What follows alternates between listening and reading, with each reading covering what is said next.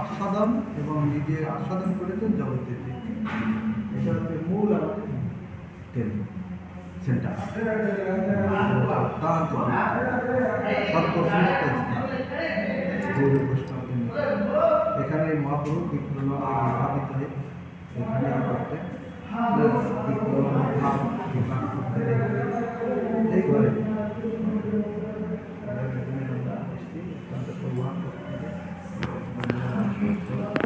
আগে আমরা গৌর বৈষ্ণবগণ মহাপ্রভুর সময় যখন মহাপ্রভু পাশ্চাত্যা যখন আসতেন বৈষ্ণবগণ, তখন আগে জগন্নাথ মন্দিরে আগে দর্শন করতেন। আমরা আগে কী করতেন না, আগে মহাপ্রভুর কাছে রাজ্যের প্রতাপপুরের রাজা এবং তাদেরকে প্রশ্ন করেছিলেন যে কেন গৌরিয়াদের কী ব্যবহার, জগন্নাথ বাদ দিয়ে চলে যাচ্ছে সব। তারপর সর্বভট্টাচার্য বুঝিয়ে দিলেন যে দেখুন, এরা আগে মহাপ্রভু, এরা আগে দর্শন করবে, মহাপ্রভুকে সঙ্গে করে নিয়ে জগন্নাথ তাই করতে। তাই এটা এই জন্যে আমাদের এটা হচ্ছে মূল, এটা হচ্ছে একটা জায়গা। আর তারপরে তেমন একটা আভিজাত্য নেই, অনেক জায়গায় কত সাধারণ দোকান থাকে, মানুষ হুমড়ি খেয়ে পড়তেছে। মহারাজ কোথাও খোল যায় না, এই গম্ভীরার খোল যায়। হ্যাঁ, গম্ভীরার খোল মৃদঙ্গ হ্যাঁ, একমাত্র যায় তো কীর্তন, মৃদঙ্গ, খোল এখানে। আর বাইরের কোথা কারো ঢুকবে না। তারপরে অনেক যে আমাদের বাংলা থেকে আসতেন হচ্ছে সেই কী বলে আদরের ঝাল, আদরের ঝালে এবং তার বোন যে দময়ন্তী দেবী, তিনি সমস্ত ঝালটি করে সমস্ত সারা বছরের সেই আচার লাড্ডু কত রকমের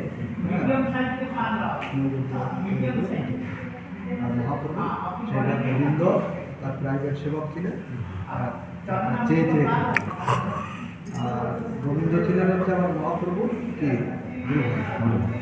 তার সেবা নিতে চাননি, কিন্তু পরবর্তীতে গোবিন্দ বললেন সর্বমটা যাদের কাছে নালিশ দিলেন যে প্রভু দেখুন মহাপ্রভু আমার সেবা নিতে চাইছেন, আমি গুরু ভাই, আমি এখন কী করি, গুরুদেব আমাকে আজ্ঞা দিয়ে গেছে, তা গুরু আজ্ঞা বলবান হবে না মহাপ্রভুর আজ্ঞা বলবান হবে। সর্বমটা যদি জিজ্ঞাসা করলেন যে না গুরু আজ্ঞা বলবো, গুরু আজ্ঞা ধরা থেকে ওটা পালন করতেই হবে। কারণ ওনাকে তো আদেশ দিয়ে গেছে মহাপ্রভুর সেবা, গুরুদেব সেবা বলে বলে গেছে যে গোবিন্দ তুমি মহাপ্রভুর সেবা করো, আমি একটু প্রভুর সেবা করতে আমার সেবা করতে দেবে। তখন মহাপ্রভুকে সর্বমতা দুজন এই কথা বললেন, তারপরে সেবা ওনার অঙ্গের সেবা। এখানে ওই কোনো একদিন তিনি পরিক্রমা করে দর্শন করে ওই দ্বারা কীর্তন করতে করতে ক্লাস শেষ করে তারপরে এসে রাত্রিবেলায় একেবারে দরজায় আর করে শুয়ে ভট্টাচার্য চরণটার ভিতরে বস্ত্রটা।